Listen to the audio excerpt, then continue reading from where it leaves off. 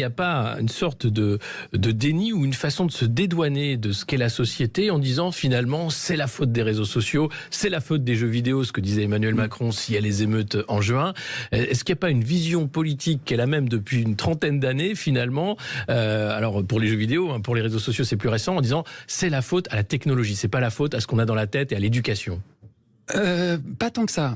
Alors les jeux vidéo, c'est une bêtise. C'est comme le rock'n'roll dans les années 60. Ça procède du même et c'est idiot. Les réseaux sociaux, c'est plus compliqué parce que les réseaux sociaux ont complètement reformaté les sociétés dans lesquelles on vit, ont polarisé l'opinion publique, ont changé radicalement le rapport au pouvoir, le rapport aux dirigeants.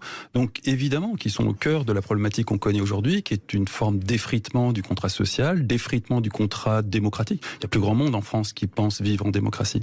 Et la plupart des discours politiques qu'on entend sur la démocratie qu'il faut sauver font une énorme confusion entre démocratie et république. Oui, et puis la démocratie qui, plus ça va, plus prend des mesures autoritaires de contrôle, de censure. Enfin, on arrive à des extrêmes où finalement, pour sauver la liberté d'expression, il faut censurer la liberté d'expression. On n'a jamais eu de liberté d'expression en France. Ouais. C'est un mythe. Ça, c'est une espèce de confusion. C'est comme les gens qui disent votre honneur dans un tribunal en France. C'est américain. Ouais. Les États-Unis sont basés sur la liberté d'expression et elle est aussi en péril là-bas. La France n'est pas basée sur la liberté d'expression. Si j'atteins à votre liberté d'expression, il n'y a rien dans le code pénal qui va vous permettre de m'attaquer.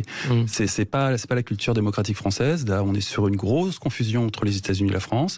C'est le résultat d'une forme de colonisation culturelle dans laquelle on baigne et qui fait que aujourd'hui un gamin qui se fait choper et qui arrive dans un tribunal va appeler le juge votre honneur.